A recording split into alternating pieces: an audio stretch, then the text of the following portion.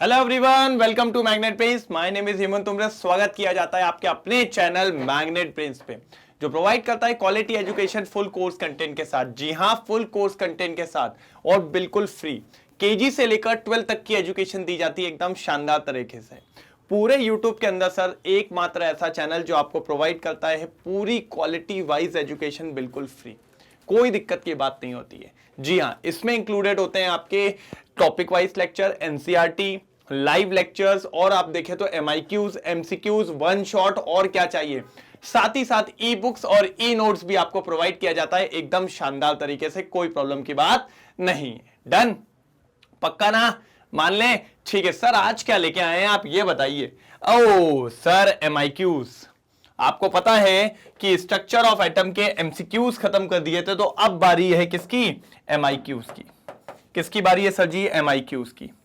मजा आएगा सर इन क्वेश्चंस पे, मजा आएगा एकदम शानदार। तूफान मचा देंगे एकदम। क्या मचा देंगे? तूफान मचा देंगे। बिल्कुल कोई भी दिक्कत अपन को यहां पर देखने को नहीं मिलने वाली है एमआईक्यूज के अंदर। कोई भी प्रॉब्लम नहीं। ठीक है, तो अपन को आज एमआईक्यूज देखने हैं पूरे। क्या देखने हैं? एमआईक्यूज देखने हैं बहुत शानदार तरीके से। बढ़िया बढ़िया बढ़िया, लाजवाब लाजवाब लाजवाब। ठीक है, डन? कोई प्रॉब्लम तो नहीं है। चलिए तो आगे बढ़ते हैं और इसको देखते हैं, फटाफट सॉल्व करते हैं कैसे क्या इसमें हो सकता है। चलिए देखिए, फर्स्ट सबसे पहले पहला क्वेश्चन आपके सामने। Two atoms are said to be isobars if. क्या बोला? Two atoms are said to be isobars if. पहले तो मुझे यह बताओ आइसोबार्स होता क्या है सर? आइसोबार्स क्या होता है पहले तो ये बताओ सर। आइसोटोप्स पढ़ा है ना, बस उसी का ही भाई है, उसी का ही भाई है आइसोबार्स। कोई दिक्कत की बात नहीं है। आइसोबार्स में है क्या जरा देख लेते हैं सर। देख लेते हैं, देख लेते हैं। चलो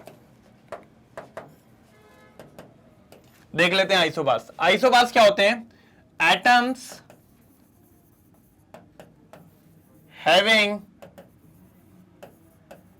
same atomic mass but different atomic number. Same atomic mass but different atomic number. उनको अपन कहते हैं क्या? आइसोबार्स। क्या कहते हैं सर जी? आइसोबार्स। चलिए, हमने कहा अच्छी बात है, हमने कहा अच्छी बात है। अब इधर पढ़ते हैं। They have same atomic number but different atomic masses. Sir ji उल्टा हो गया ये तो बिल्कुल उल्टा दिख रहा है। दे have same atomic number but different atomic masses. बल्कि हम कहते हैं कि सेम एटॉमिक मास होता है। तो सर जी पहला तो गया। ए फॉर आलू नहीं है आज आलू की सब्जी का कोई रोल नहीं है। बी आ जाओ। दे have same number of electrons but different number of neutrons. Sir ये बात भी थोड़ी सी दिक्कत है, क्योंकि अगर उनने बोल दिया न्यूट्रॉन्स का अलग होना, अगर न्यूट्रॉन्स का अलग होना बोल दिया, लेकिन उससे आप ये जस्टिफाई नहीं कर सकते क्योंकि इलेक्ट्रॉन सेम है। प्रोटॉन के बारे में क्या होगा सर? क्योंकि प्रोटॉन प्लस न्यूट्रॉन मिलके ही बनाता है एटॉमिक मास। तो ये भी एक वैलिड पॉइंट बिल्कुल भी नहीं बन पा रहा है। ठीक है, इधर आओ। दे have same number of neutrons but different number of electrons. Electrons अलग कर दिया, फिर प्रोटॉन की कोई बात नहीं करिए तो इसको भी कंसिडर नहीं करेंगे। सर प्रोटॉन की बात होना जरूरी है। Sum of number of protons and neutrons is same. मतलब देखिए, प्रोटॉन प्लस न्यूट्रॉन का जो नंबर है वो सेम होगा। और सर ये जो होता है ना प्रोटॉन प्लस न्यूट्रॉन, इसी को कहते हैं एटॉमिक मास। मतलब इनडायरेक्टली एटॉमिक मास सेम है। इनडायरेक्टली एटॉमिक मास क्या है? सेम है। एटॉमिक मास क्या है? सेम है। अगर एटॉमिक मास सेम है तो भैया एटॉमिक नंबर डिफरेंट होना चाहिए, यही वो कहता है। तो उसने देखो लिखा है but the number of proton is different, और एटॉमिक नंबर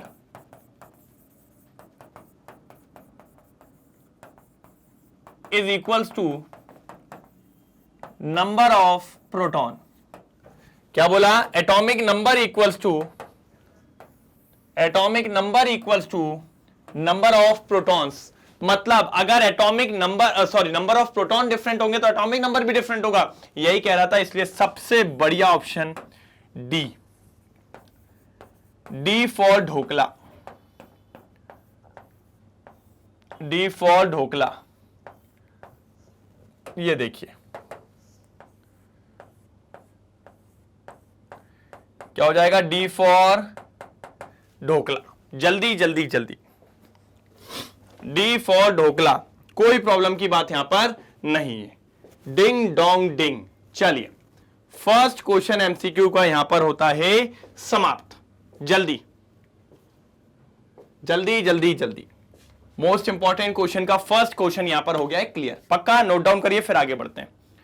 जल्दी हो गया, चलो done. Second question, number of radial nodes for 3p orbital. Sir nodes के बारे में मैंने आप लोग को पढ़ाया था, तो आज पूछे रेडियल नोड्स। कौन मुझे रेडियल नोड्स का फॉर्मूला बताएगा? कौन मुझे रेडियल नोड्स का फॉर्मूला बताएगा? जल्दी जल्दी जल्दी, कौन मुझे रेडियल नोड्स का फॉर्मूला बताएगा? जल्दी जल्दी जल्दी। वो होगा n minus L minus 1, n minus L minus 1, ये होता है रेडियल नोड्स। ये होता है radial nodes, n minus L minus 1। अगर अपन n की बात करें तो सर अब ध्यान से देखिएगा, इधर ले आओ पहले 3p को, ये रहा 3p। अच्छा एक और नोड्स होते हैं एंगुलर नोड्स। एंगुलर नोड्स क्या होते हैं सर? एंगुलर नोड्स जो होते हैं वो सिंपल सा l से निकाले जाते हैं।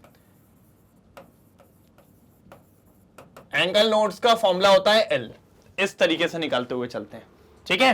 अब अगर इधर पे बात करें रेडियल नोड्स ही हो गया। अब समझो 3p की बात हो रही है, 3p की बात करें तो n की वैल्यू हो गई 3, n की वैल्यू हो गई 3, कोई दिक्कत की बात। अब यहां पर जो p है l इक्वल टू, देखिए sir s p d f,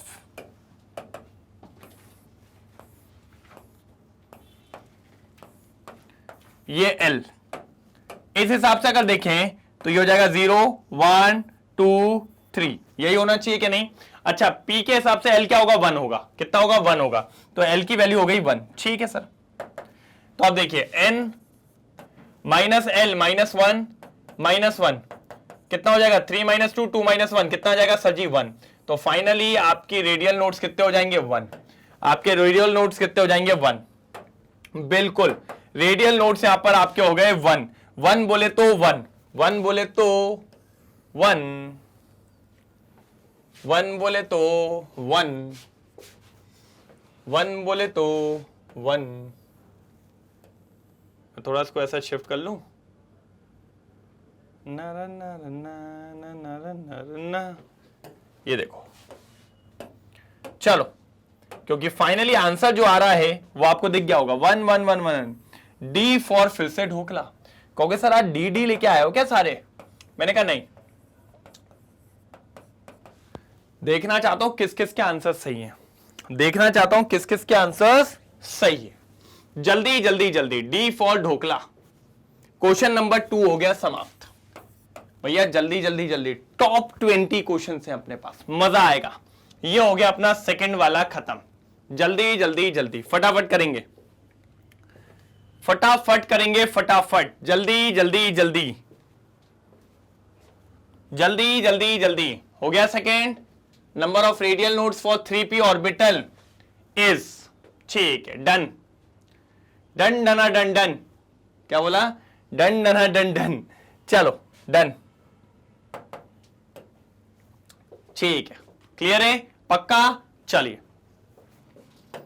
ना ना, क्वेश्चन नंबर 3, क्वेश्चन नंबर 3 क्या पूछा है? Number of angular nodes for 4d orbitals is.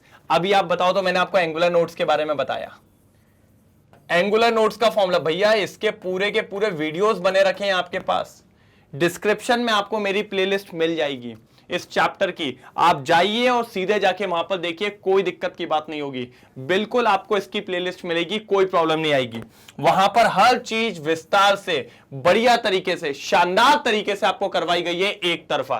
तो एंगुलर नोड्स इक्वल्स टू क्या हो जाता है? L L L L. बोले तो ठीक है। चलिए सर किसके लिए निकालना है? 4d के लिए ना। तो 4d में l की वैल्यू क्या होगी? तो देखिए 4d में पहले तो n की वैल्यू 4 हो गई, ठीक है। और मैं अगर l की वैल्यू पूछूं तो भैया डी क्या होता है, एस पी डी एफ। अब एल क्या होता है आप जानते हो, 0 1 2 3, तो भैया डी के लिए कितना हो जाएगा, 2 हो जाएगा। तो एल की वैल्यू यहां पर हो गई 2, एल की वैल्यू हो गई यहां पे 2, एल की वैल्यू हो गई यहां पे 2। That means C, that means C, C मतलब सी। बढ़िया शानदार आंसर, सी मतलब सी। बढ़िया शानदार आंसर, कोई दिक्कत की बात नहीं है, एक तरफा। चलो चलो चलो चलो, C is the right answer, C is the right answer.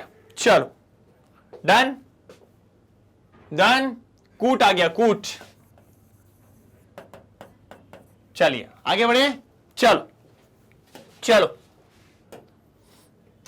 ये लीजिए क्वेश्चन नंबर 4, क्वेश्चन नंबर 4,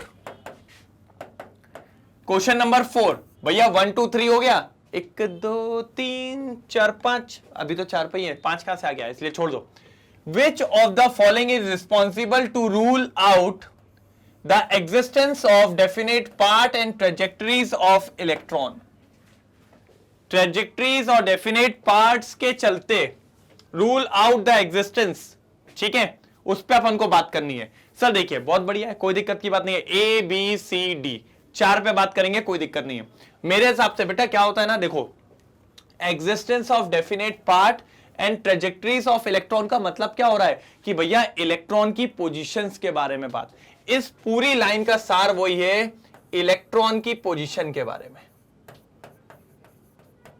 और इलेक्ट्रॉन की पोजीशन के बारे में किसने हाथ खड़े कर दिए थे, हाइजेनबर्ग ने, कि भैया it is impossible to measure both the position and momentum of microscopic particles simultaneously impossible है। किसने कहा था, हाइजेनबर्ग अनसर्टेनिटी प्रिंसिपल। क्योंकि हुंस ने तो कहा था पहले सारी ऑर्बिटल को सिंगली ऑक्यूपाई करो फिर डबल करो, तो ये तो रूल है ही नहीं इसमें। अब वाउ ने कहा था पहले लोअर एनर्जी ऑर्बिटल में इलेक्ट्रॉन जाएगा फिर हायर वाले में, मतलब पहले कम रेंट वाले भराते हैं कमरे फिर हायर रेंट वाले, ठीक है। पॉली भाई ने कहा था एक रूम में 2 से ज्यादा नहीं हो सकते, होटल की पॉलिसी है एक रूम में 2 से ज्यादा नहीं हो सकते, और होटल की पॉलिसी तो तेल लेने गई, उन्होंने कहा अपोजिट स्पिन में होने चाहिए, एक ऐसा तो एक ऐसा। तो ये जो बातें कही है, मैं कहता हूं थोड़ा सा कभी कभी पता है दिमाग लगाओ, उस हिसाब से ये जो जाएगा हाइजेनबर्ग अनसर्टेनिटी प्रिंसिपल। बी आपका राइट आंसर है। कौन है आपका right answer, B, B for beautiful, B for beautiful. जल्दी नोट डाउन करेंगे, फटाफट स्क्रीनशॉट लेंगे, बढ़िया क्वेश्चन था, एक तरफा ले लिया, लो अब स्क्रीनशॉट लो, जल्दी लो। चलिए कर लिया नोट डाउन, कोई दिक्कत की बात तो नहीं है, बढ़िया। चलो क्वेश्चन नंबर 5। ओहो असर्शन रीजन, सर आजकल सबसे ट्रेंडिंग है और बच्चों का दिमाग ऐसे घुमा देते हैं ना, क्या करें, अरे सर कैसे होगा क्या होगा, तो ये बड़ी दिक्कतें हैं, लेकिन ठीक है कोई दिक्कत की बात नहीं है, चलने तो बढ़िया चल रहा है, एक नंबर। चलो assertion, all isotopes of a given element shows the same type of chemical behavior। बिल्कुल सही बात कही है, सारे आइसोटोप्स हों सबके केमिकल बिहेवियर सेम होते हैं, सारे आइसोटोप्स के केमिकल बिहेवियर कैसे होते हैं, सेम होते हैं। सारे आइसोटोप्स की बात करूं, ऑल आइसोटोप्स मतलब एक एलिमेंट के सारे आइसोटोप्स के केमिकल बिहेवियर सेम होते हैं, एक एलिमेंट के सारे आइसोटोप। ये थोड़ी कि क्लोरीन का एक ले लिया, एक आर्गन का ले लिया और एक पोटेशियम का ले लिया, नहीं भैया, एक ही एलिमेंट के सारे आइसोटोप जो होंगे, जो उसके सगे संबंधी चाहने वाले जो होंगे, उन सबका केमिकल बिहेवियर कैसा होगा सर, सेम होगा। कैसा होगा सर जी, सेम होगा। मैंने कहा बिल्कुल सर, अगर सेम होगा तो कोई प्रॉब्लम की बात ही नहीं है, कोई दिक्कत की बात नहीं है, चलता रहेगा बढ़िया बिंदास, बिंदास चलता रहेगा, कोई प्रॉब्लम की बात यहां पर देखने को नहीं मिलने वाली। हमने कहा ठीक है सर डन, मतलब असर्शन अपना सही है, 100% करेक्ट है। चलो रीजन आ जाओ, the chemical properties of an element are controlled by the number of electrons in the atom. Very good sir, सही बात कही है। ये जो नंबर ऑफ इलेक्ट्रॉन्स होते हैं,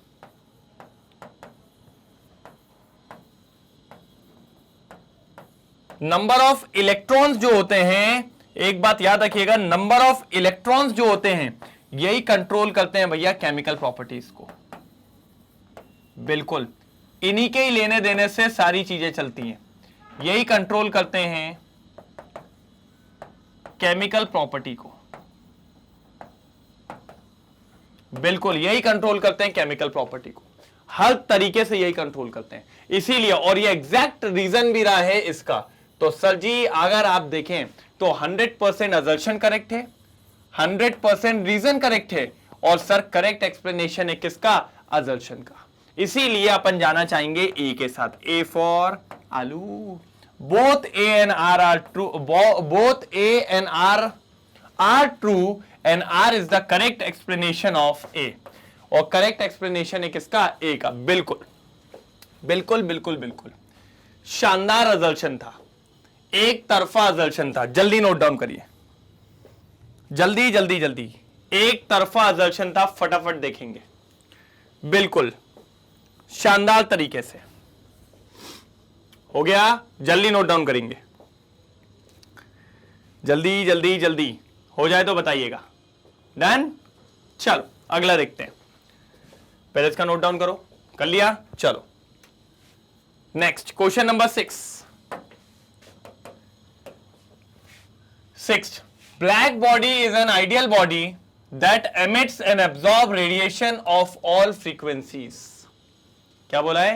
Black body is an ideal body that emits and absorbs radiation of all frequency. Sir देखिए black body क्या थी? सर एक ऐसी आइडियल बॉडी, ब्लैक बॉडी जो थी एक ऐसी आइडियल बॉडी थी जो हर तरीके के, क्या बोला मैंने?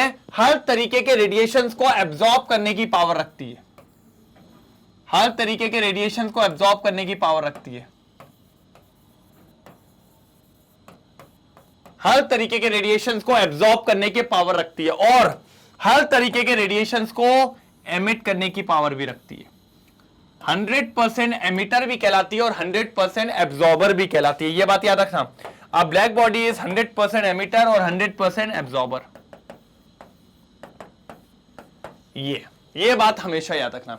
इसी को अपन कहते हैं ब्लैक बॉडी, हर तरीके की फ्रीक्वेंसी, हर तरीके की वेवलेंथ को एब्जॉर्ब और एक्सक्रीट आउट, ले बेटा निकाल। ओके, इसलिए भैया असर्शन तो सही है, असर्शन तो सही है, कोई दिक्कत नहीं है। आगे आ जाओ।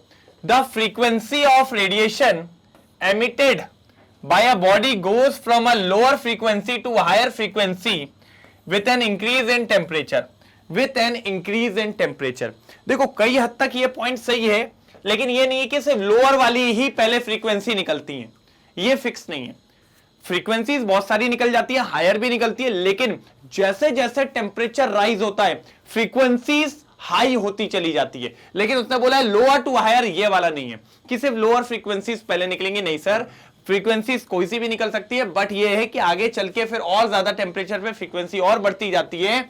तो रीजन को अपन इतना एप्रोप्रिएट करेक्ट नहीं बोलेंगे, तो अपन बोलेंगे असर्शन एक तरीके से सही है, लेकिन रीजन उतना करेक्ट नहीं है। और इसके हिसाब से आप जानते हो क्या होने वाला है। तो इसके हिसाब से अगर अपन जाएंगे तो असर्शन 100% करेक्ट है, लेकिन रीजन 100% करेक्ट नहीं है। तो पहला ऑप्शन तो गया, आलू गया, बी वो भी गया, ब्यूटीफुल भी गया। अब अगर देखें तो A is true but R is false, that's mean answer है सी। सी बोले तो क्यूट, सी बोले तो क्यूट, कोई दिक्कत की बात यहां पर नहीं है। जल्दी फटाफट स्क्रीनशॉट लेंगे, जल्दी जल्दी जल्दी। चलिए कर लिया नोट डाउन, कोई दिक्कत तो नहीं है, डन। चलिए क्वेश्चन नंबर 7, ये क्या आ गया सर, बहुत खतरनाक सा। ठीक है चलो पढ़ते हैं एक एक करके, कोई दिक्कत नहीं है, बढ़िया है, मजेदार है, टेंशन नहीं लेना है। सबसे पहले क्या बोल रहा है? हून्स रूल। चलो भैया हून्स रूल के बारे में पढ़ ले, कुछ ना कुछ तो देखा जाए हून्स रूल के बारे में। ठीक है, पहले क्या बोल रहा है? No two electron in an atom can have the same set of 4 quantum number. Sir ये तो जाना पहचाना लग रहा है। वो कह रहे हैं कि एक ऑर्बिटल में 2 इलेक्ट्रॉन के चारों क्वांटम नंबर सेम नहीं हो सकते, कुछ भी कर लो, चाहे आप कुछ भी कर लो, क्या बात है, कुछ भी कर लो आप, ये चीज कभी भी सेम नहीं हो सकती, कभी भी सेम नहीं हो सकती। इसका मतलब सिंपल सा ये है, ये हमारे पॉली भाई ने कहा था। है ना, हमारे पोली भाई साहब चचा मिल गए थे, पोली चचा, उनने कहा था कभी भी दो इलेक्ट्रॉन एक ही ऑर्बिटल में है तो उनके क्वांटम नंबर सेम नहीं हो सकते। मतलब मिल गया अपन को सी, पॉली एक्सक्लूसिव प्रिंसिपल। मतलब सर जी ये जो फर्स्ट वाला है ये सी है, ये सी है, बिल्कुल सी है। हमने कहा ठीक है सर, डन, कोई दिक्कत नहीं है। Half filled and completely filled orbitals are extra stable. हाँ, हाफ फिल्ड ऑर्बिटल्स और कंप्लीटली फिल्ड ऑर्बिटल्स जो होती है वो एक्स्ट्रा स्टेबल होती है, कोई दिक्कत की बात नहीं है। ये भी इंपॉर्टेंट पॉइंट था, लेकिन चारों में से किसको दे अभी अपन समझ नहीं पा रहे हैं। आगे चलते फिर देखते हैं। Pairing of electron in an orbital belonging to the same sub shell does not take place until each orbital is singly occupy. कहने का तात्पर्य, मान लो आपके पास पी है, आपके पास पी सब शेल थी, तो उनने बोला पहले इलेक्ट्रॉन सिंगल फिल करना, आप एक इधर एक इधर एक इधर, ये सिंगल सिंगल फिल हो गए। उसके बाद डबल करना, ये इधर ये इधर ये इधर। दिख रहा है कि नहीं दिख रहा है? पहले सिंगल फिल करेंगे, फिर उसके बाद आप क्या करेंगे, डबल फिल करेंगे। यही अपना क्या कहलाता है, हुंस रूल ऑफ मैक्सिमम मल्टीप्लिसिटी। ये रहा हुंस रूल। मतलब ये जो थर्ड वाला पॉइंट है ये अपना ए है।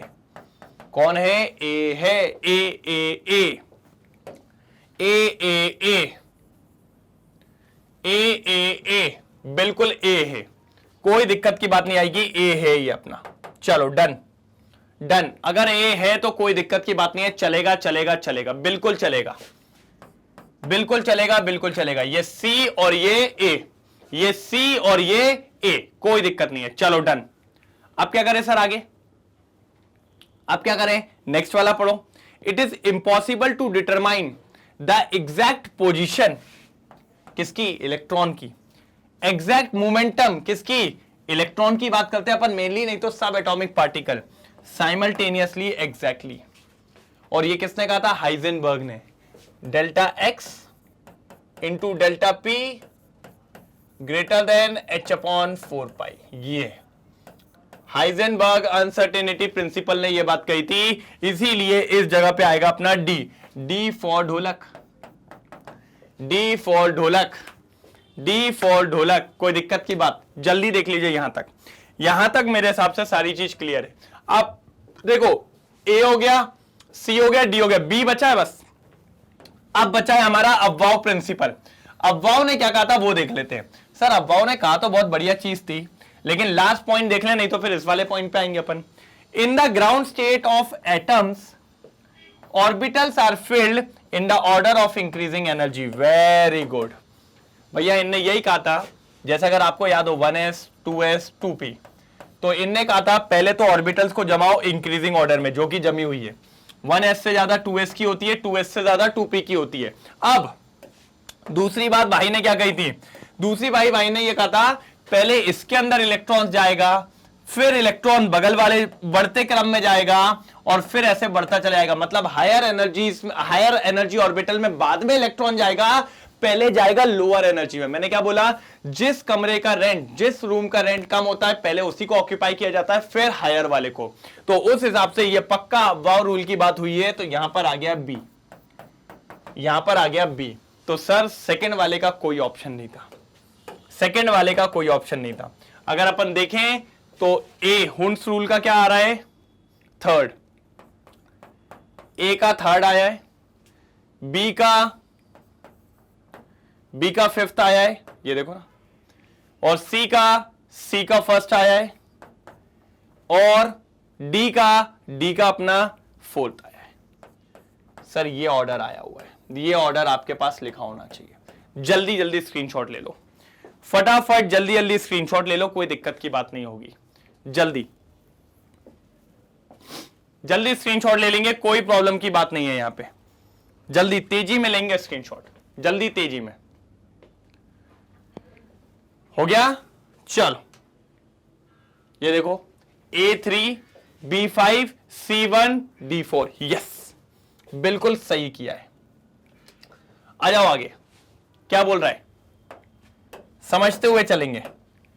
निकल atom can lose 2 electron to form Ni2+। ठीक है, जो निकल है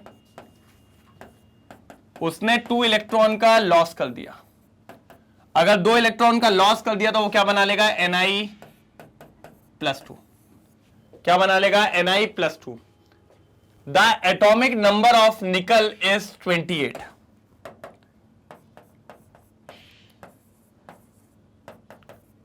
निकल का एटॉमिक नंबर क्या हो गया? 28। कितना हो गया? 28।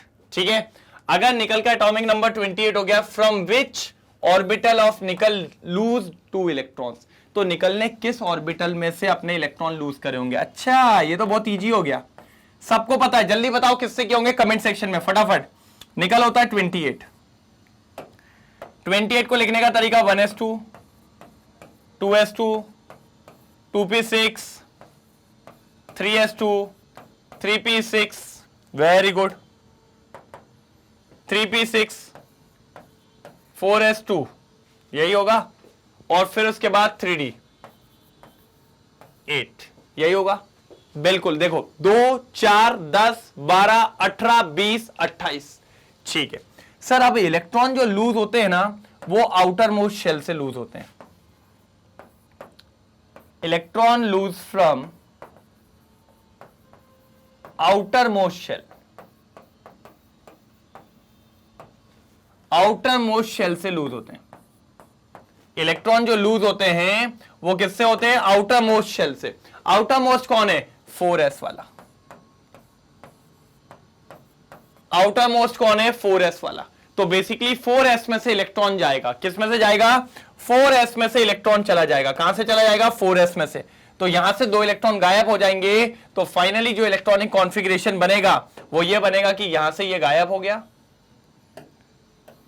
ये इधर आ गया, और 4s0 हो गया। ये इलेक्ट्रॉनिक कॉन्फ़िगरेशन होगा, ये इलेक्ट्रॉनिक कॉन्फ़िगरेशन होगा। कोई दिक्कत की बात नहीं है, जल्दी नोट डाउन करेंगे, जल्दी जल्दी जल्दी फटाफट इलेक्ट्रॉनिक कॉन्फ़िगरेशन करेंगे, कोई दिक्कत की बात नहीं है। जल्दी जल्दी जल्दी हो गया, डन, कोई दिक्कत तो नहीं है।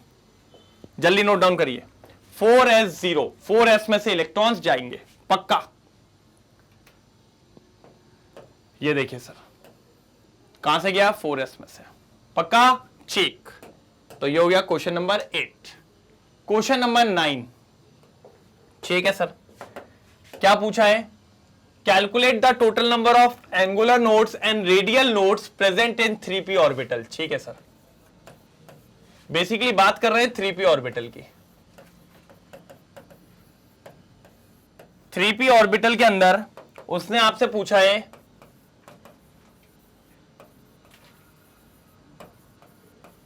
एंगुलर नोड्स बताइए और रेडियल नोड्स बताइए। हमने कहा दोनों बता देंगे सर, कोई दिक्कत नहीं है। और अभी पीछे के क्वेश्चंस में मैंने इनके फॉर्मुलेस भी आपको बताए हैं, बताए क्या नहीं बताए? एंगुलर नोड्स का फॉर्मूला क्या था? L, और रेडियल नोड्स का फॉर्मूला क्या था? N - L - 1। यही था क्या नहीं था? बिल्कुल यही था सर। चलो सर, चलो तो फिर क्या हो गया? 3p। तो भैया 3p के अंदर n कितना होगा? सर n तो 3 होता है, जो आगे का नंबर होता है ना वही होता है। तो ये हो गया 3। अब L कितना होगा ये बताओ। तो सर जी P के लिए L कितना होगा निकालना पड़ेगा। मैंने कहा निकाल लो, S P D D F, कोई दिक्कत? तो अब देखिए 0 1 2 3, तो कहां है भैया? कहां है भैया? कहां है? जल्दी बताओ। P के लिए P ये रहा सर, ये देखिए, ये देखिए सर, ये मिल गया।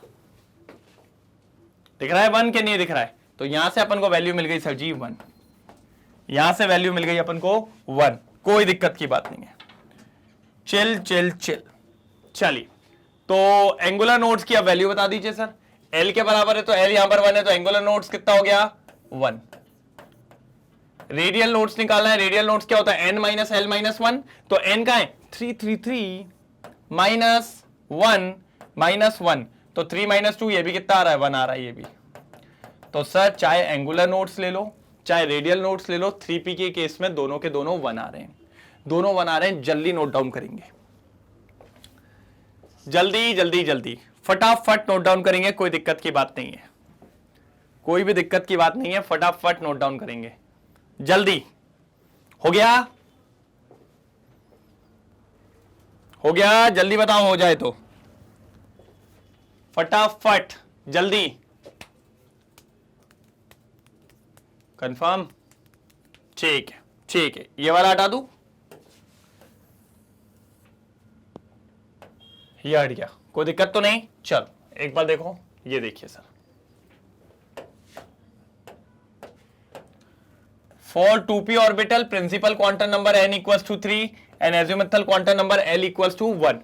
तो नंबर ऑफ एंगुलर नोड्स क्या होता है, l की वैल्यू 1 आ गई तो 1 है, और यहां पे नंबर ऑफ रेडियल नोड्स भी कितने आ गए, 1 आ गए। वेरी गुड सर, दोनों 1 1 हो गए, दोनों 1 1 हो गए, कोई दिक्कत की बात नहीं है। चिल, दोनों 1 1 हो गए, कोई दिक्कत की बात नहीं है। चिल चिल चिल चिल, दोनों 1 1 हो गए हैं, कोई दिक्कत की बात नहीं है। एक नंबर, चलिए चलिए चलिए चलिए, डन डन।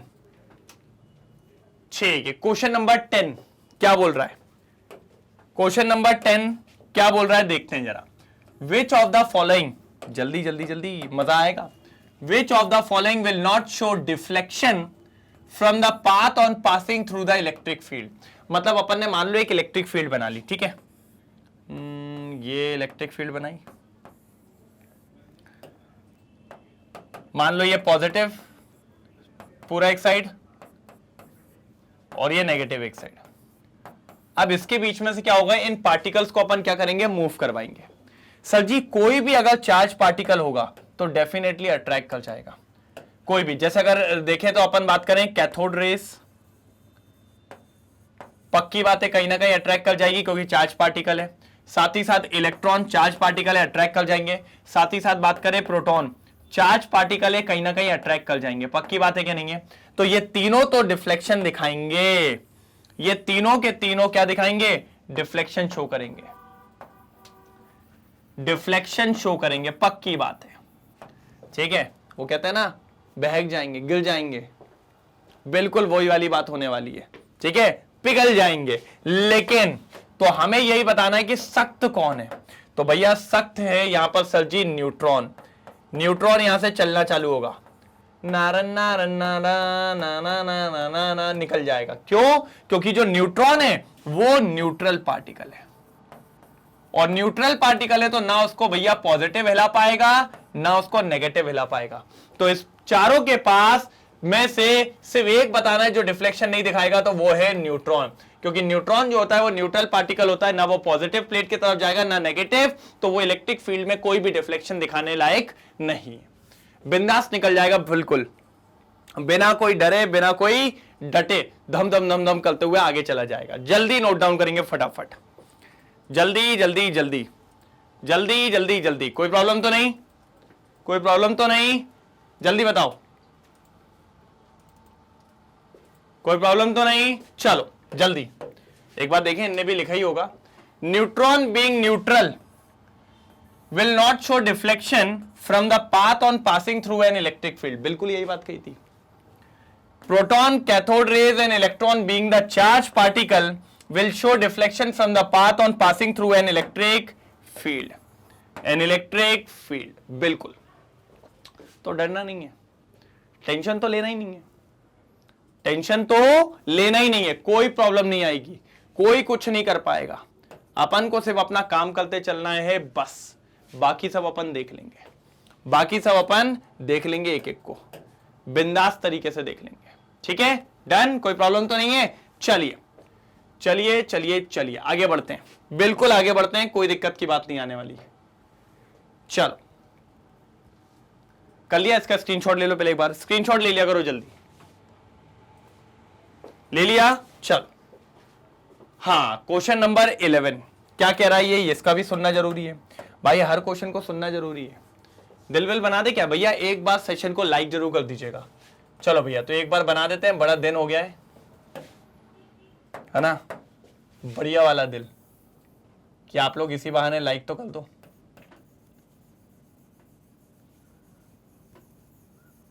लो भाई लाइक करो जल्दी,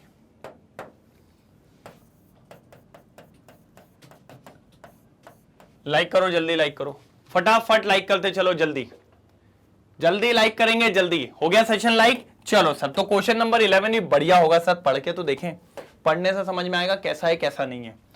the electronic configuration of valence shell of copper is this and not this, how is this configuration explain.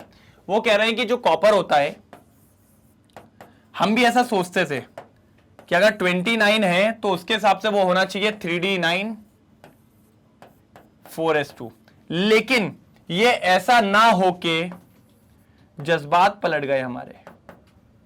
कैसा हो गया 3d10 4s1, क्योंकि सर अगर आप ध्यान से देखें तो ये 3d9 था और ये 3d10 बनने के लिए इसने एक इलेक्ट्रॉन पीछे लिया, इसीलिए इसने एक इलेक्ट्रॉन पीछे लिया। क्यों? क्योंकि ये जो d10 होता है, इसको कहते हैं बेटा, ये जो d10 होता है ये फुल फिल्ड इलेक्ट्रॉनिक कॉन्फ़िगरेशन है, फुल फिल्ड इलेक्ट्रॉनिक कॉन्फ़िगरेशन है। कैसा कॉन्फ़िगरेशन है? फुल फिल्ड इलेक्ट्रॉनिक कॉन्फ़िगरेशन है। कौन? d10। इसीलिए अपन इसकी बात कर रहे हैं। d10 जो है फुल फिल्ड इलेक्ट्रॉनिक कॉन्फ़िगरेशन है, इसीलिए वो इस तरीके का शो करता है, ना कि इस तरीके का। यह बात आपको पता होनी चाहिए, 101% ये बात आपको पता होनी चाहिए। कोई प्रॉब्लम तो नहीं? पक्का? डन? एक बार स्क्रीनशॉट लो, जल्दी जल्दी स्क्रीनशॉट लो एक बार, जल्दी जल्दी। अब एक बार इनका देखते हैं। हाँ, configuration either exactly half filled और फुल फिल्ड। यस, कॉन्फ़िगरेशन या तो हाफ फिल्ड होना चाहिए या तो फुल फिल्ड होना चाहिए, क्योंकि वो एक्स्ट्रा स्टेबल होता है। Orbitals are more stable due to symmetrical distribution of electron and maximum exchange energy. ये अपन ने पढ़ा है, इस वीडियो को मैंने वहां पर विस्तार से पढ़ाया है। एक्स्ट्रा स्टेबिलिटी हो जाती है और मैक्सिमम एक्सचेंज एनर्जी भी होती है। इन 3d10 4s1 d orbitals are completely filled and s orbital is half filled, hence it is more stable configuration, more stable configuration। जल्दी नोट डाउन करेंगे, मैं इसको क्लियर कर देता हूं, अच्छे से नोट डाउन हो पाएगा। देखिए जल्दी नोट डाउन करिए, फटाफट स्क्रीनशॉट लेंगे। चलिए कर लिया नोट डाउन, कोई दिक्कत तो नहीं है। चले अगले क्वेश्चन पे, बढ़िया क्वेश्चन है अगला। देखिए सर क्वेश्चन नंबर 12 क्या कह रहा है, समझो।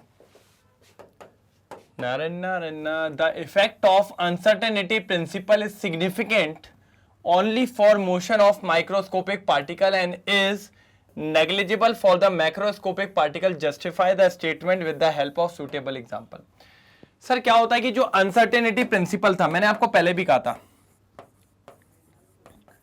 जो अपना अनसर्टेनिटी प्रिंसिपल है वो सिर्फ और सिर्फ किसके लिए? पहले तो ये मान के चलिए वो सिर्फ और सिर्फ बात करता है सर जी माइक्रोस्कोपिक पार्टिकल्स के लिए। जी हां, किसके लिए बात करता है? माइक्रोस्कोपिक पार्टिकल्स के लिए, छोटी सी छोटी चीजों के लिए, उसके अलावा किसी चीज के लिए नहीं। मतलब माइक्रोस्कोपिक पार्टिकल्स जो होते हैं ये सिर्फ उनके लिए बात करता है और किसी के लिए बात नहीं करता है।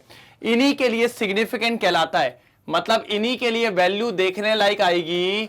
बाकी अगर आप किसी और की बात करोगे तो भैया अगर बड़े पार्टिकल ले लो, लाइक मैक्रोस्कोपिक पार्टिकल्स, बड़े पार्टिकल मतलब मैक्रोस्कोपिक जो पार्टिकल्स होते हैं, अगर मैं उनकी बात करूं तो उनके लिए होती है इनसिग्निफिकेंट। उनके लिए क्या होती है सर जी? इनसिग्निफिकेंट।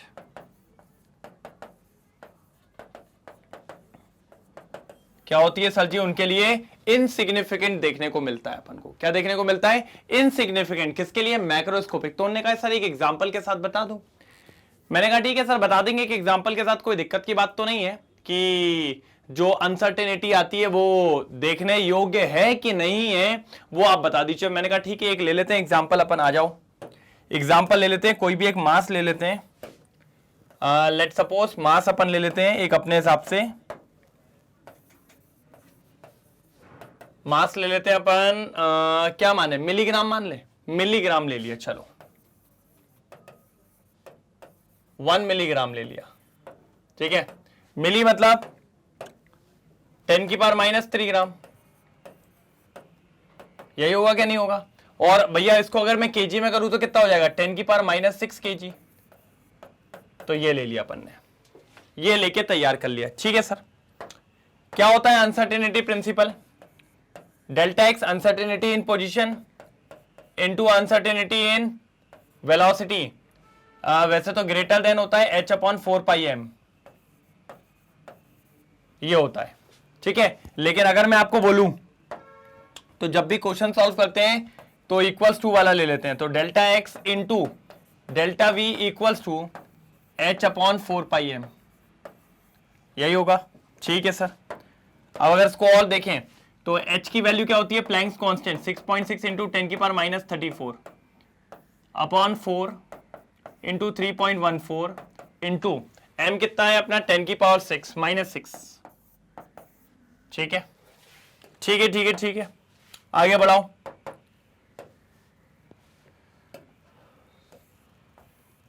आगे बढ़ाओ।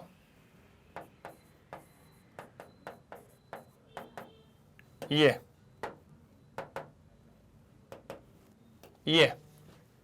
क्या हो जाएगा? एक बात सोचिए, 6.6 अपॉन 4 इंटू 3.14, ठीक है। ऊपर जाएगा तो 10⁻34 प्लस 6, तो 6.6 अपॉन 3.14 इंटू 4, 4 4 जा 16, 1 ऊपर 4 1 जा 4 1 5, 4 3 जा 12,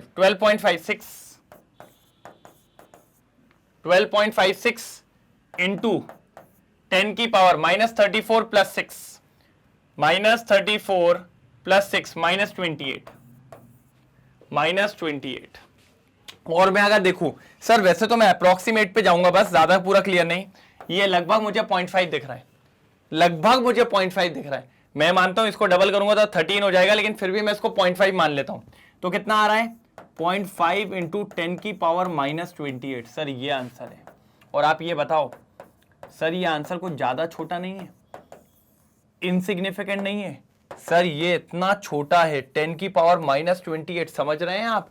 तो ये नेग्लिजिबल के बराबर है, नेग्लिजिबल के बराबर है, मतलब ये इनसिग्निफिकेंट है। मतलब आपने जो मास लिया है मिलीग्राम, 1 मिलीग्राम, ये भी बहुत बड़ा मास है, ये भी बहुत बड़ा मास है, तब जाके ये इनसिग्निफिकेंट बता रहा है।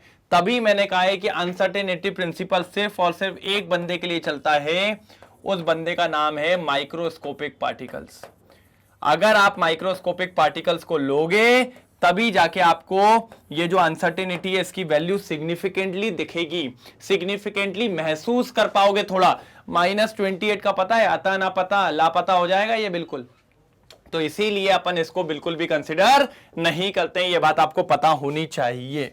तो इसीलिए हम बोलते हैं कि भैया मैक्रोस्कोपिक पार्टिकल्स के लिए ये इनसिग्निफिकेंट होता है और माइक्रोस्कोपिक पार्टिकल्स के लिए बढ़िया चलता है। कौन सा लॉ? Heisenberg uncertainty principal. जल्दी स्क्रीनशॉट ले लीजिए एक बार जल्दी। ये एक एग्जांपल के साथ समझा दिया मैंने आपको पूरा ये क्वेश्चन, बढ़िया। जल्दी स्क्रीनशॉट ले लीजिए फटाफट, जल्दी जल्दी स्क्रीनशॉट ले लीजिए फटाफट, हो जाए तो बताइएगा। हो गया? डन। चल ये देखो, ये देखो, यही फॉर्मूला था, पुट अप किया, यही सेम अपना मैंने भी यहां पर मिलीग्राम ही लिया हुआ है, ठीक है। बिल्कुल सॉल्व किया, 0.52 इंटू 10⁻28 मीटर स्क्वायर सेकेंड, ये आपका बन गया इस तरीके का। तो भैया बहुत ज्यादा इनसिग्निफिकेंट है, ठीक है। डन। चलो पढ़ सकते हैं। The value of delta V and delta X obtain is extremely small and is insignificant, यही बोला। देयरफॉर फॉर मिलीग्राम साइज और heavier object the associated uncertainties are hardly of any real consequence. Chance ही नहीं है, chance ही नहीं है। जल्दी लो स्क्रीनशॉट। बढ़िया, क्लियर हुआ? पक्का? डन ना? ये देखिए बढ़िया क्वेश्चन था सर। लो दिल बना देते हैं। दिल दे दिया है, जा भी देंगे। चलो भैया जल्दी, फटाफट फटाफट जल्दी। बहुत दिनों से मिस कर रहा ना भाई, लाइव में अपन बढ़िया बनाते थे हर क्वेश्चन के बाद। चलिए क्वेश्चन नंबर 13, क्वेश्चन नंबर 13 शानदार क्वेश्चन, क्वेश्चन नंबर 13 शानदार क्वेश्चन। क्या बोल रहा है? अनसर्टेनिटी की बात करी गई है, अनसर्टेनिटी की बात करी गई है, कोई दिक्कत की बात यहां पर नहीं है। अच्छा क्वेश्चन तो रिवील ही हो गया भाई एक तरीके से। क्वेश्चन तो रिवील हो गया, कोई दिक्कत की बात नहीं है। ठीक है चलिए, टेबल टेनिस बॉल हैज मास 10 ग्राम, मैं करवाऊंगा। ठीक है, मास कितना दे दिया? 10 ग्राम।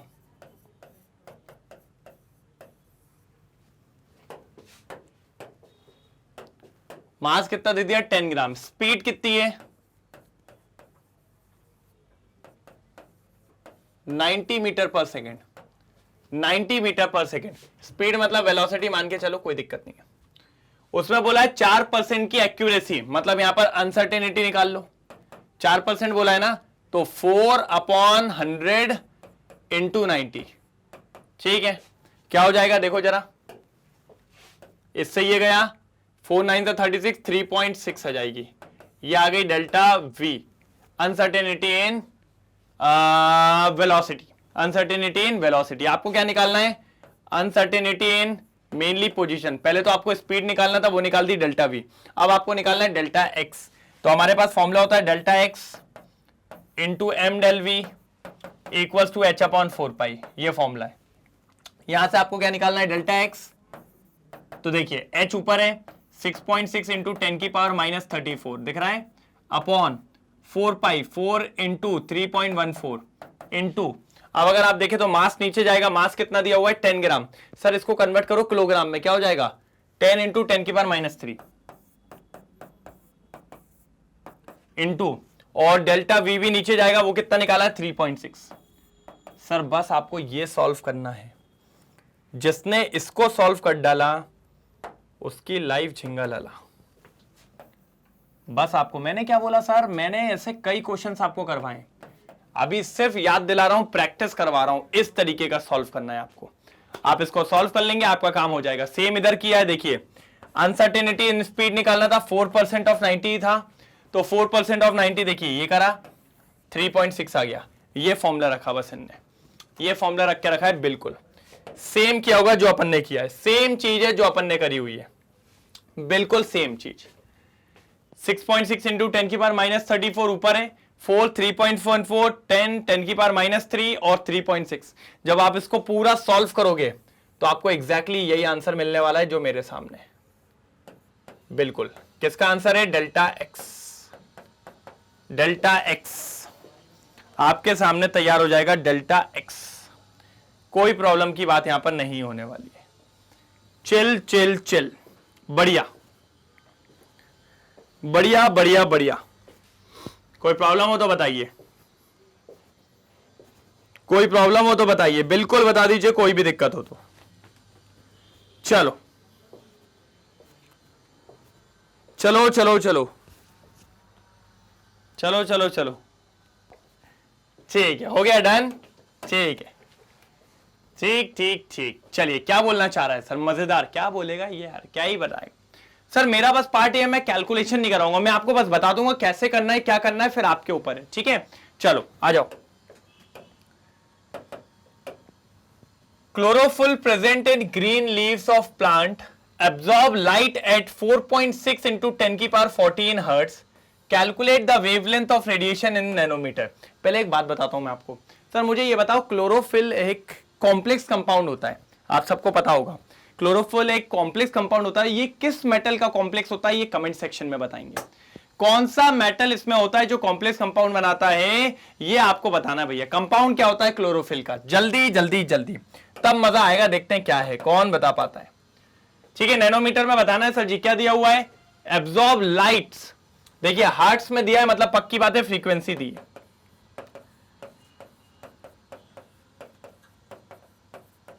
क्या दी हुई है? फ्रीक्वेंसी दी हुई है, कोई दिक्कत नहीं है। ठीक है सर, क्या मांगा है? वेवलेंथ। मैंने कहा ठीक है बता देंगे। Sir ji speed of light सब जानते हैं, हाँ, और अब हम एक फॉर्मूला भी जानते हैं, क्या? Nu equals to C by lambda. निकालना है क्या? लेमडा, तो भैया ले जाइए। लेमडा इक्वल्स टू क्या हो जाएगा? सी बाय न्यू। ये देखिए बिल्कुल, ये देखिए बिल्कुल, क्या टफ था। अब देखिए 3 into 10 to the power 8 upon कितना हो जाएगा? 4.6 इंटू 10 की पावर 14, यही होगा। ठीक है, थोड़ा बहुत सॉल्व करने की कोशिश करते हैं। 14 ऊपर जाएगा, -14 -14 प्लस 8 कितना बचेगा?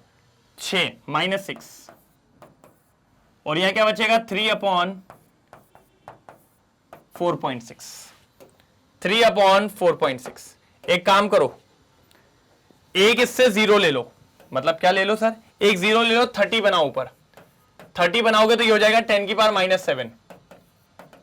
अरे रुको तो मैं आपको आसान करवा रहा हूं। ठीक है, 4.6 से एक पॉइंट और हटाओ तो ये एक और 0 हो जाएगा। अब क्या हो जाएगा 300 डिवाइडेड बाय 46 इंटू 10⁻⁻7।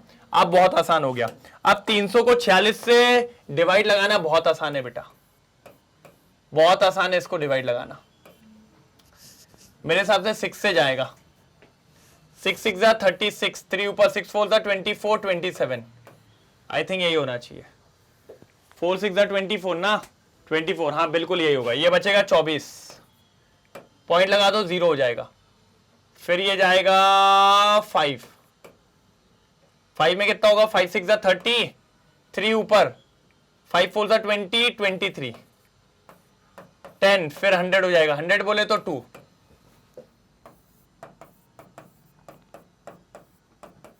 ये होना चाहिए, ये होना चाहिए। अब समझो ये आ रहा है मीटर में, ये आ रहा है मीटर में, ठीक है। अब देखो 2 पॉइंट आगे ले जाओ, 2 पॉइंट आगे ले जाओ। हमने पढ़ा है जब भी हम पॉइंट को राइट साइड शिफ्ट करते हैं हमारी पावर किस में बढ़ती है, नेगेटिव में। 2 जाएंगे तो ये हो जाएगा 652 इंटू 10⁻⁻9 मीटर, -9 मीटर।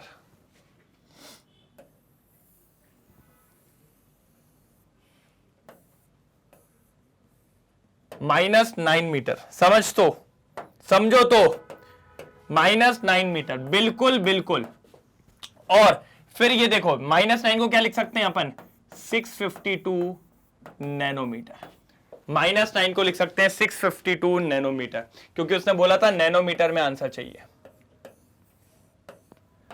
क्योंकि उसने बोला था नैनोमीटर में आंसर चाहिए। जी हां बिल्कुल, उसने बोला था नैनोमीटर में आंसर चाहिए, तो हमने कहा ले लो भैया नैनोमीटर में आंसर ले लो। 652 नैनोमीटर, बिल्कुल 652 नैनोमीटर। शानदार, मजेदार, लाजवाब, 652 नैनोमीटर, शानदार तरीके से, कोई भी दिक्कत की बात यहां पर देखने को नहीं मिल रही है। डन।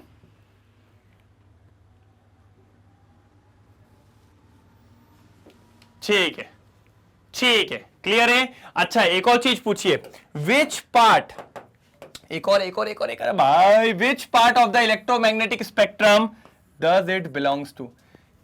कौन से में करेगी बिलोंग, ये भी तो बताओ, कहां जाएगी सर। लेकिन हमें तो पता है कि 700 तक हमारी रेंज विजिबल की होती है, तो उस हिसाब से तो हमें लग रहा है विजिबल रीजन में आना चाहिए। तो भैया विजिबल रीजन में, बिल्कुल बिल्कुल बिल्कुल बिल्कुल विजिबल रीजन में आएगी, बिल्कुल बिल्कुल बिल्कुल विजिबल रीजन में आएगी।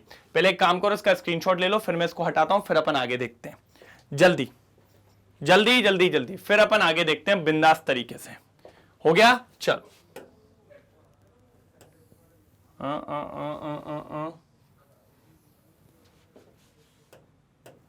ठीक, ये देखो 652, आप इनका 649 से 650 के आसपास आया, अपना 652 आया है।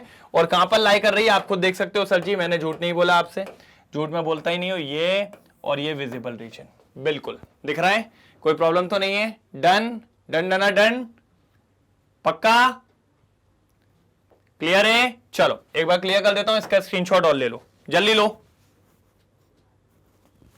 ठीक है, ठीक। What is the difference between the term orbit and orbital. Sir आ गए वापस अपन वहीं, मैंने आपको कई बार बताया था ऑर्बिटल, ऑर्बिट, सबशेल, इनके बीच में बताया था। मैंने कहा था ऑर्बिट इज लाइक अपार्टमेंट और सबशेल इज लाइक फ्लैट्स, और उसके बाद ऑर्बिटल जो होती है वो रूम्स होते हैं। कैसे होते हैं, रूम्स होते हैं। इस तरीके से अपन ने आपको पूरा बताया भैया, पूरा मैंने वर्ल्ड ऑफ इलेक्ट्रॉन्स पढ़ाया हुआ है आपको इस चैप्टर में। क्या पढ़ा है, इलेक्ट्रॉन का वर्ल्ड, कैसे रहता है, क्या करता है, कैसे घूमता है, सब कुछ, कुछ नहीं छोड़ा है मैंने इसके अंदर, यहां पे कुछ भी नहीं छोड़ा है। आप ये मान के चलिए, पूरी जान लगाइए इसके पीछे, इलेक्ट्रॉन के वर्ल्ड को लेके। शानदार, मजेदार, जानदार तरीके से, कुछ नहीं छोड़ के रखा है, तो बस इसीलिए तैयार रहे आप। ठीक है, चलो देखते हैं अपन इसको, ये भी करवाया हुआ है बढ़िया तरीके से। देखिए पहले orbit, an orbit is a well defined circular path around the nucleus in which the electrons revolve. अपन ने ये बोला जैसे सोलर सिस्टम है, सोलर सिस्टम में सन के अराउंड क्या होता है, अपना अर्थ घूम रहा है, अर्थ को इलेक्ट्रॉन मान लो, वो एक ऑर्बिट के अराउंड सर्कुलेट हो रहा है, पूरा पूरा घूमते चल रहा है। जैसे ये मान लीजिए मैंने न्यूक्लियस दिख रहा है, अब इसके अराउंड ये आपकी एक ऑर्बिट, इसमें रिवॉल्व कौन कर रहा है, इलेक्ट्रॉन रिवॉल्व कर रहा है। ये देखो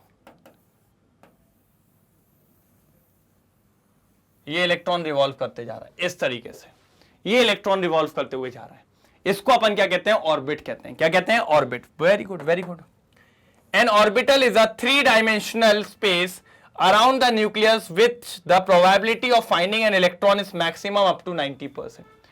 भैया जैसे मैंने आपको एक बात बोली, मैंने पहले भी बोली थी, अगर जैसे आपके घर में कोई आया, आपकी मम्मी नीचे थी, तो जनरली क्या होगा, मम्मी घर के बाहर थी, तो आपके फ्रेंड ने पूछा कि मतलब आपका नाम मान लो शुभम था, शुभम किधर है, तो आपकी मम्मी क्या बोली कि अपने कमरे में होगा, अपने कमरे में होगा।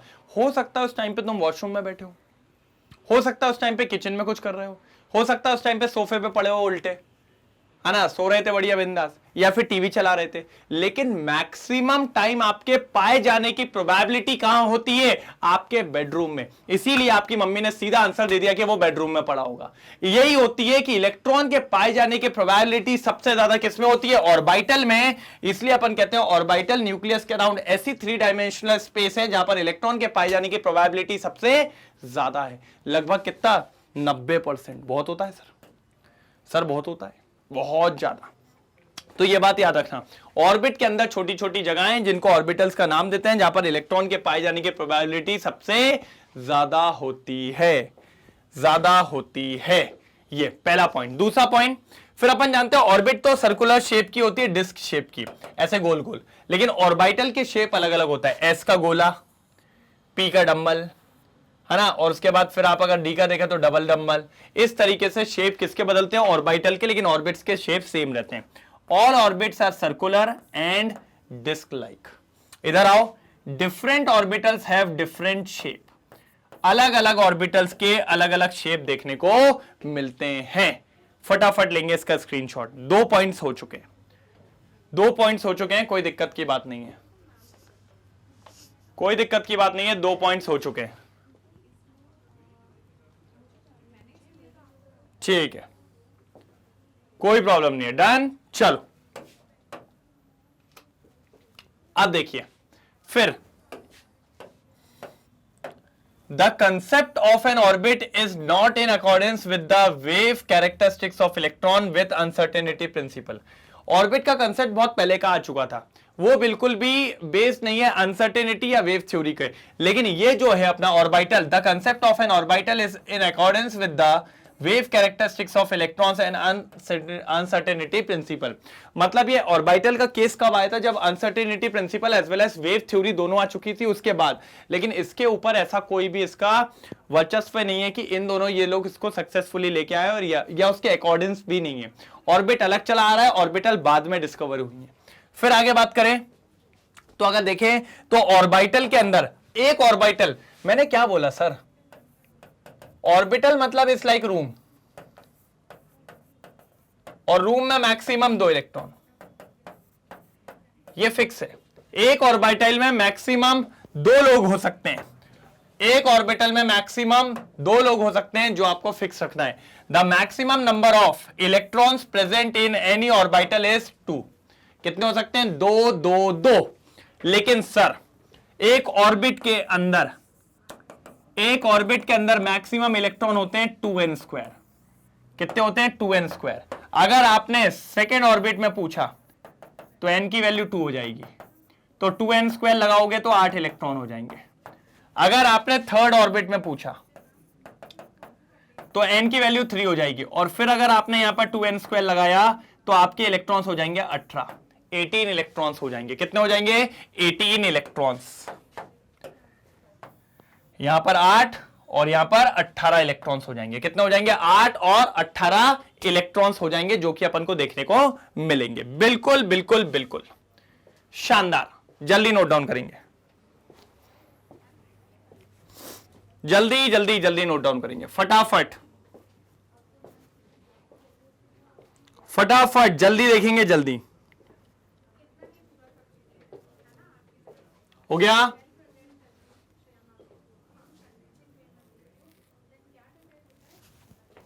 The maximum number of electrons in any orbit is given by 2n square, where n is the number of orbit, where n is the number of orbit, where n is the number of orbit।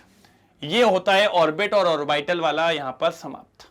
बिल्कुल, जल्दी screenshot लो। पहले ऐसे ही लिया, ठीक है। Room याद रखना भैया, अपना रूम सबसे बढ़िया है ऑर्बिटल के लिए। इसका स्क्रीनशॉट लेंगे जल्दी।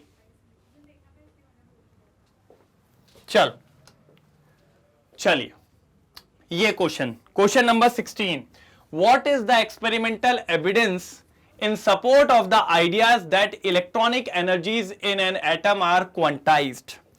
मैंने क्वांटाइज का मतलब पहले भी आपको बताया, फिक्स्ड, होल नंबर, ये नहीं आधा अधूरा। मैंने आपको एक एग्जांपल बहुत बढ़िया दिया था। कभी आप किराने की दुकान पे गए हो, किराने की दुकान पे जाके उससे बोला है ए आधा कुरकुरे का पैकेट देना, कान के नीचे पूरा दे देगा वो। आधा कुछ नहीं होता है, पूरा मिलता है भैया। 1 ले ले, 2 ले ले, 3 ले ले, 4 ले ले, 5 पैकेट ले ले। ये नहीं होगा 2.5 पैकेट चाहिए, 3.5 पैकेट चाहिए। ऐसा अपने में नहीं चलता, अपने में चलता है पूरा होल नंबर। 1, 1.5, 9 पौने 2, पौने 3, ये सब अपने में नहीं चलता। अपने में सीधे होल नंबर, या तो 1 या तो 2, उसके बीच का कुछ नहीं है। 1.5, सवा, पौने कुछ नहीं चलेगा, ठीक है। ये 9 यहां नहीं आता है, ये आपकी घड़ियों में ही चलता है, आपके घर में चलता है बस। इधर पे इनका ऐसा कोई लफड़ा नहीं है। तो इनकी बात सिंपल सी बात है कि एनर्जीज क्वांटाइज्ड होती है। क्वांटाइज्ड मतलब होल नंबर वे में, कोई आधे पौने ये सब नहीं चलेगा बिल्कुल भी, ठीक है। तो क्वेश्चन क्या बोल रहा है, चलिए तो थोड़ी बात कर लें इसके ऊपर। क्वांटाइजेशन का मतलब मैंने आपको समझा ही दिया। बेसिकली बस ये याद रखो, हर इलेक्ट्रॉन जो एक एनर्जी लेवल पे होता है, उनकी एनर्जी कैसी होती है, फिक्स होती है, क्वांटाइज्ड होती है, वो आपको पता होना चाहिए। The line spectrum of any element, the line spectrum of any element has lines corresponding to definite wavelength. Lines are obtained as a result of electronic transition between the energy levels, between the energy levels, ठीक है। Hence the energy in these levels are fixed energy, quantized value।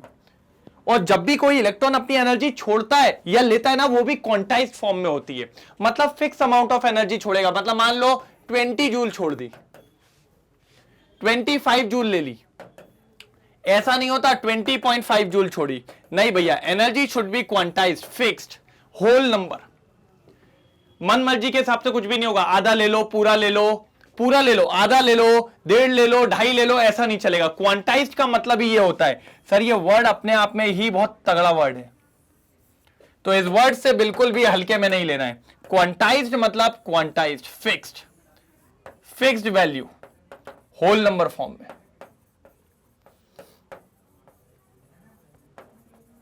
ये एक तरफा, कोई भी दिक्कत की बात यहां पर नहीं।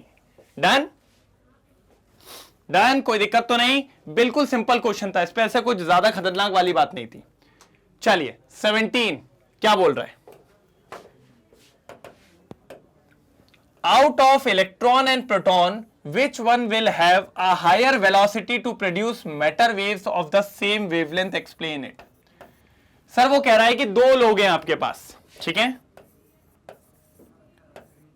2 लोग हैं आपके पास। मैंने कहा कौन कौन है भैया, तो उसने कहा सर जी एक तो हम आपको इलेक्ट्रॉन दे देते हैं। मैंने कहा ठीक है, दूसरा बताओ। तो उसने कहा दूसरा हम आपको प्रोटॉन दे देते हैं। मैंने कहा ठीक है, आगे बताओ। उसने कहा दोनों की वेवलेंथ सेम है, मतलब सेम मतलब फिक्स्ड है। अगर वेवलेंथ फिक्स है तो फॉर्मूला क्या होता है, lambda equals to H upon M V, ये फॉर्मूला होता है। Lambda equals to H upon M V, ये फॉर्मूला होता है हमारा। मैंने कहा ठीक है सर जी। तो यहां पर अगर आप ध्यान से देखें, ध्यान से देखना इस बात को, बहुत इंपॉर्टेंट बात बता रहा हूं। अगर दोनों की वेवलेंथ सेम है तो पक्की बात है कि जो इसका एमवी होगा और जो इसका एमवी होगा वो सेम होगा, वो भी सेम होगा। मतलब ये mass of electron, velocity of electron, mass of proton, velocity of proton, दोनों सेम होगा। अब अपन जानते हैं अगर ये दोनों वैल्यू सेम हुई तो आप सब जानते हो कि मास ऑफ इलेक्ट्रॉन कम होता है, मास ऑफ इलेक्ट्रॉन कम होता है as compare to mass of proton.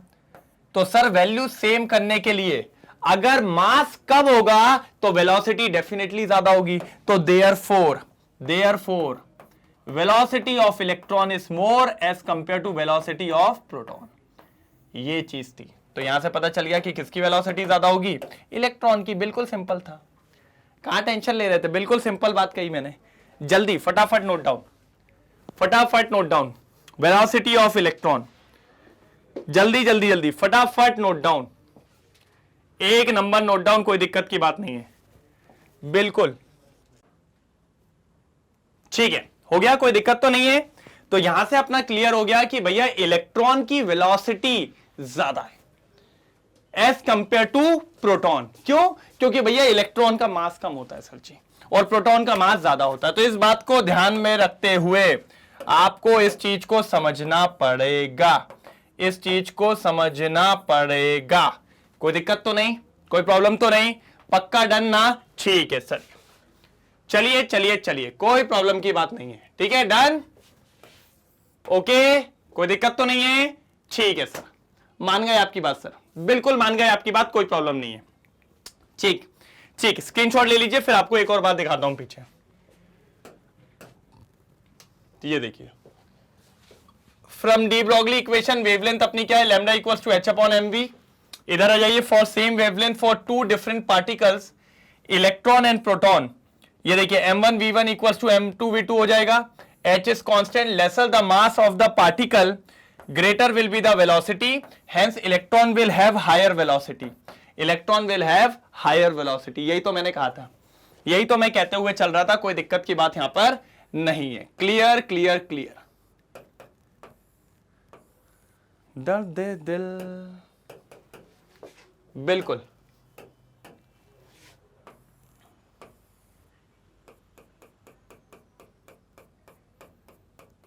ठीक है, डन डना डन डन, डन डना डन डन, क्लियर है, पक्का, डैम श्योर। देख लीजिए एक बार, जल्दी देख लीजिए, फिर आगे बढ़ते हैं, फटाफट आगे बढ़ते हैं। चलिए क्वेश्चन नंबर 18, सर मजेदार क्वेश्चन है, मजेदार क्वेश्चन है। मैं कहता हूं सर सारे क्वेश्चन अच्छे, टेंशन नहीं लेना है बस। The Balmer series in the hydrogen spectrum corresponding to the transition from n1 equals to 2 to n equals to 3 4 5 6 7 8 9 10, बहुत सारी जगह, मतलब n2 से आ रहे हैं, सारी स्पेक्ट्रल लाइंस n2 से आ रही हैं, और कहां तक आ रही है, n1 तक आ रही है। और बाल्मर बोल दिया तो n1 फिक्स हो जाएगा कितना, 2।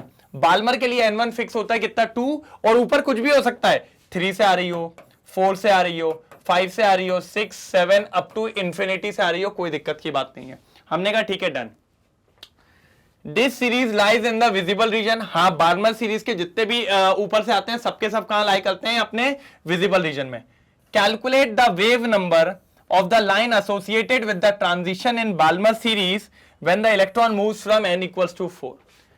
n इक्वल्स टू 4 से आ रही है, तो मतलब अपन का n2 4 हो गया, और कहां आ रही है, बाल्मर सीरीज, मतलब ये 2 हो गया।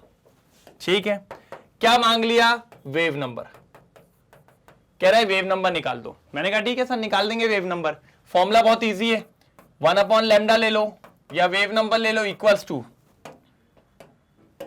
टू आर, रेडबर्ग हो गया, 1 upon n1 square minus 1 upon n2 square, ये होगा, ये फॉर्मूला है। मैंने कहा ठीक है सर, तो क्या हो जाएगा, wave number equals to R 109677 1 upon n1 कितना दिया है, 2 का स्क्वायर, माइनस 1 अपॉन n2 मतलब 4 का स्क्वायर, ये देखो, तो 109677 दिख रहा है, 1 अपॉन 4 माइनस 1 अपॉन 16, बिल्कुल ठीक है, ठीक है, ठीक है, ठीक है, ठीक है, ठीक है, ठीक है, ठीक है, यही होगा 16 माइनस 4,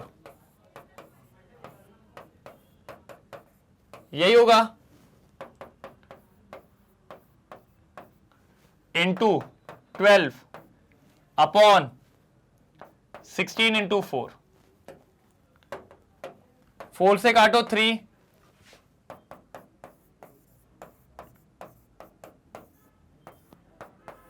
ये देखो ये आ रहा है आपका वेव नंबर, ये आ रहा है आपका वेव नंबर, ये आ रहा है आपका वेव नंबर, चेक कर लीजिए, ये आ रहा है आपका wave number 109677 into 3 divided by 16, divided by 16, फटाफट चेक कर लीजिए, ये आ रहा है आपका वेव नंबर 109677 इंटू 3 अपॉन 16। बहुत शानदार, बोले तो एक तरफा। कैसा सर? एक तरफा। जल्दी नोट डाउन करिए, जल्दी जल्दी जल्दी।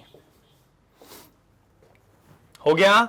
Done done. एक बार दिखा देते हैं, देखिए एग्जैक्टली वही है। देखिए 3/16, यहां पे भी 3/16 आए। पहले एक काम करो, इसको नोट डाउन करो, फिर मैं आगे दिखा रहा हूं। जल्दी नोट डाउन करो इसको फटाफट, जल्दी। हो गया? अब देखो इसको, सेम यही आया था और आंसर आपका ये सॉल्व करने के बाद, सॉल्व करने के बाद ये आंसर आ गया आपका। कोई प्रॉब्लम तो नहीं, कोई दिक्कत तो नहीं? कोई दिक्कत? ठीक है, पक्का। चलिए डन। जल्दी स्क्रीनशॉट लेंगे सर। सर बिल्कुल वैसे ही किया है जैसा अपन ने किया है, कोई फर्क नहीं आया है। ठीक है, चलो क्वेश्चन नंबर 19। यस सर, मैंने क्या बोला? 20 क्वेश्चन है तो सर 2 बच्चे, बस 2 लगा दो पूरी जान और निपटा दो इसको, कोई दिक्कत की बात नहीं आने वाली है। चलिए, according to de Broglie matter should exhibit dual behaviour. ठीक है, पक्की बात है, मैटर के पास भी दोनों बिहेवियर होते हैं। पार्टिकल नेचर तो होता ही होता है, साथ ही साथ वेव नेचर भी होता है। ऐसे बिल्कुल बिंदास। That the both particle and wave like properties, however a cricket ball of mass 100 gram. Very good. एक क्रिकेट बॉल है जिसका मास है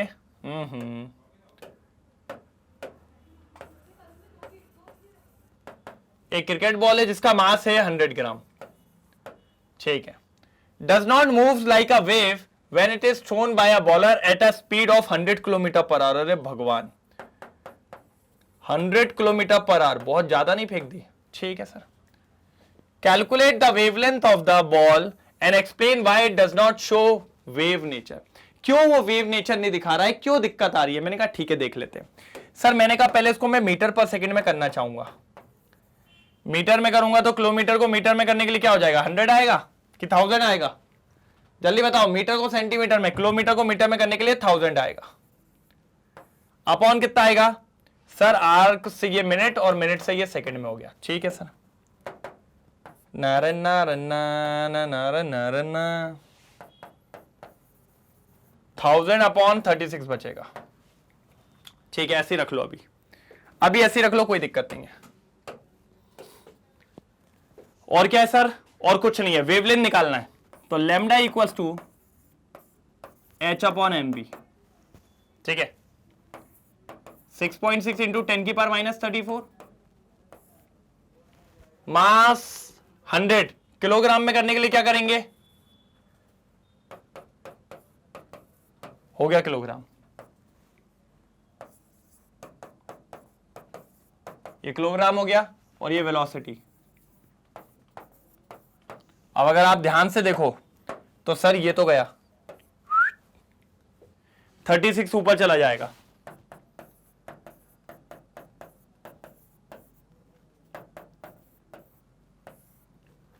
अपॉन 100 ऊपर जाएगा 10 की पावर माइनस 6।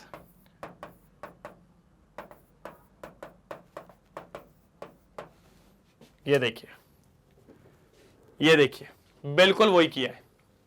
सर एक बात समझो, एक बात समझो, ये आंसर आया है, ये वेवलेंथ आई है, ये वेवलेंथ आ रही है ये, और वेवलेंथ ये आई है, मतलब समझ रहे हो आप? 10 की पावर मीटर में 10 की पावर माइनस 36। सर दिखेगी कभी? इतनी छोटी वेवलेंथ है, दिखेगी ही नहीं। इसीलिए ये आपका मैटर वेव नहीं दिखाता, वेव कैरेक्टर नहीं दिखाता, क्योंकि इतनी छोटी वेवलेंथ है। 10 की पावर -36। सर पॉसिबल ही नहीं है कि दिख जाए, सर पॉसिबल ही नहीं है कि दिख जाए, तो इसकी मैटर वेव बिल्कुल आपको देखने को नहीं मिलने वाली। यही अपन बोलना चाह रहे हैं, यही मैं बोलना चाह रहा था कि बिल्कुल आपको ये देखने को नहीं मिलेगी। आप कुछ भी कर लो, आप कितनी भी जान लगा लो, आपको ये देखने को नहीं मिलने वाली है, बिल्कुल नहीं मिलने वाली है। क्या बोला मैंने? बिल्कुल नहीं देखने को मिलने वाली, आप कुछ भी कर लो। ठीक है, डन। चलो एक बार देखो,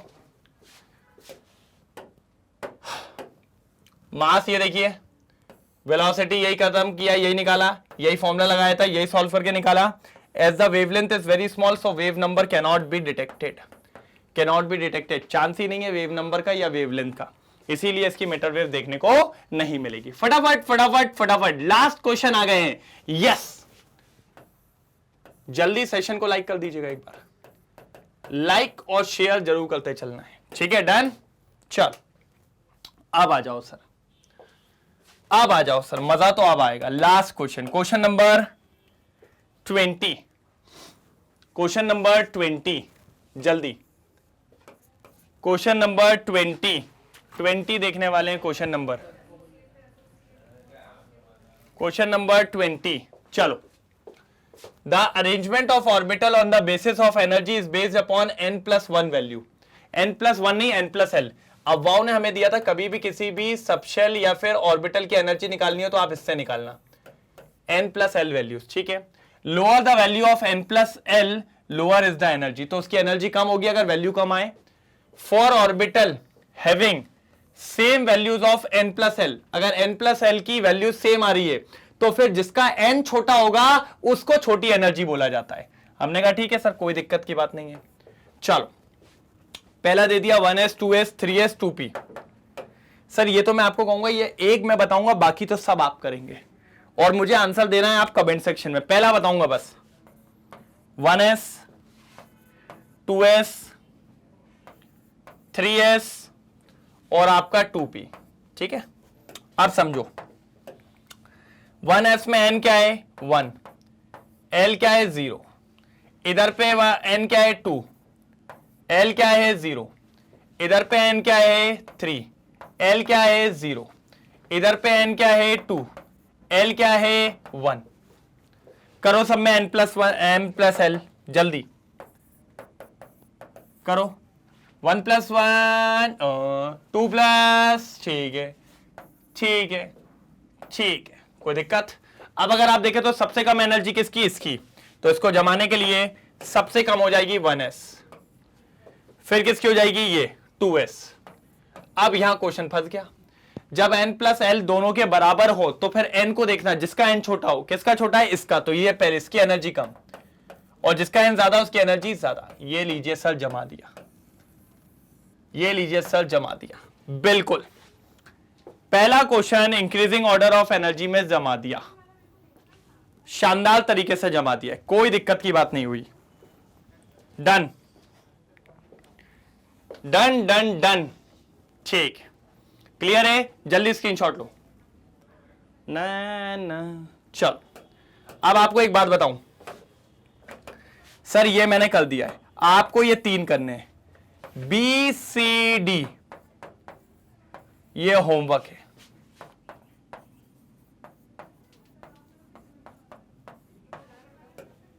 BCD आपके लिए होमवर्क है, जो कि मेरे को कमेंट सेक्शन में चाहिए। कहां चाहिए? कमेंट सेक्शन में, और आना चाहिए भैया, कमेंट सेक्शन में चाहिए, जो कि आना चाहिए, बिल्कुल आना चाहिए, बिल्कुल।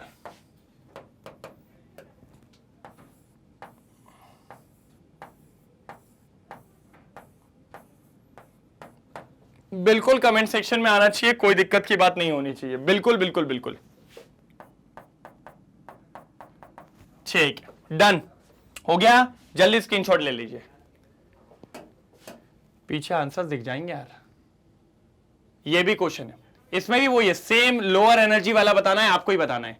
ये सेकंड क्वेश्चन है, इसका ए और बी भी ले लीजिए स्क्रीनशॉट, ये आपको करना है। सर ये बहुत इजी है, हाईएस्ट एनर्जी किसकी होगी, लोएस्ट किसकी होगी, आपको ये बताना है। इनमें से लोएस्ट किसकी होगी, इनमें से हाईएस्ट किसकी होगी, ये बताना है। सब कमेंट सेक्शन में चाहिए मेरे को, ये आंसर्स निकल जाए, फटाक से निकल गए।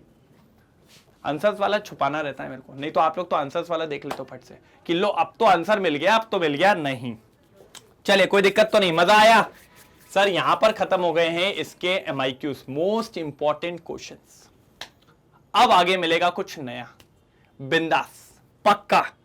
सर जी ऐसे ही आपको दिए जाते हैं सारे कंटेंट बढ़िया बढ़िया तरीके से, कोई दिक्कत की बात नहीं आती है। और आपसे सिर्फ इतना चाहते हैं कि आप आइए, रोज पढ़िए, डाउट्स पूछिए, कमेंट सेक्शन में डालिए, बढ़िया लगा तो थम्स अप करिए, चमका लिखिए, लाइक करिए, शेयर करिए, कोई नया आया हो तो चैनल को सब्सक्राइब भी करिए। बिल्कुल, मैग्नेट ब्रेन्स के 2 चैनल हैं, आप सभी को पता है, magnet brains English medium, magnet brains Hindi medium. English medium में तो रेगुलरली आपके सामने मैं उपस्थित होता हूं वीडियोस के साथ ही साथ मैग्नेट ब्रेन्स हिंदी मीडियम भी है, जिसमें कई सारे बोर्ड को इंक्लूड किया जाता है, like Bihar board, UP board, MP board, Rajasthan board, ऐसे बोर्ड्स को भी कवर अप करते हैं, उसमें भी CBSE करवाया जाता है।